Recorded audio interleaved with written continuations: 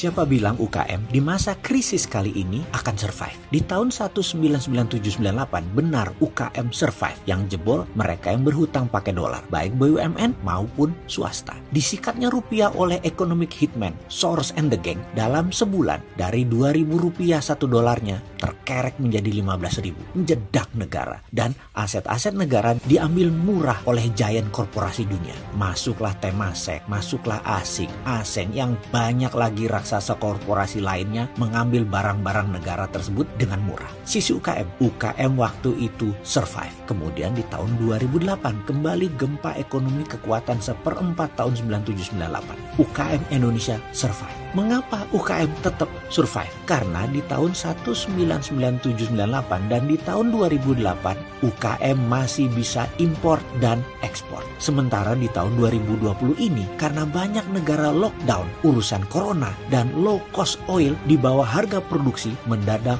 rupiah loyo. Gak punya dolar buat beli minyak. Dolar di peredaran menjadi terbatas. Mau produksi tekor. UKM gak bisa impor bahan baku. Kita pastikan sekali lagi, saat ini krisis 2020 yang jedak terlentang adalah mereka yang berhutang dan mereka yang bergantung impor. Dua masa krisis yang lalu yang jedak terlentang adalah yang berhutang, yang sekarang ditambah yang impor. Jadi menurut saya UKM akan bermasalah di tahun ini dan tahun depan. Rupiah bisa ke 16 ribuan seakan-akan itu kepastian. Corona di Indonesia kapan kelar? Ada yang bisa mastiin? Kedepannya bagaimana? Ya kita harus tetap optimis. Kalau UKM kena, BUMN mati suri. Korporasi besar swasta pindahkan bisnisnya keluar Indonesia. Maka sulit Indonesia untuk berdaulat. Dapat dipastikan kali ini yang salah adalah pengelola. Asli, yang salah adalah pengelola kebijakan. Solusinya kan kita sudah sebut berkali-kali, ada TINA atau TINA, ada SWF atau Sovereign Wealth Fund tanpa pakai hutang. Masih harus dijelasin lebih panjang. Sudah 10 video Bosman dan 25 tulisan mendukung ini.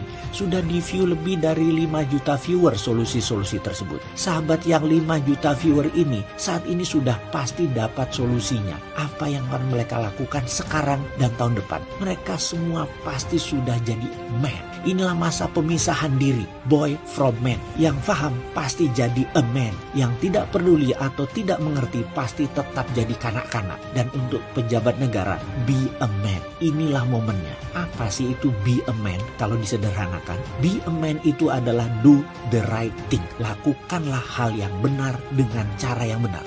Paham? It's one of the best workshops, CEO Mastermind.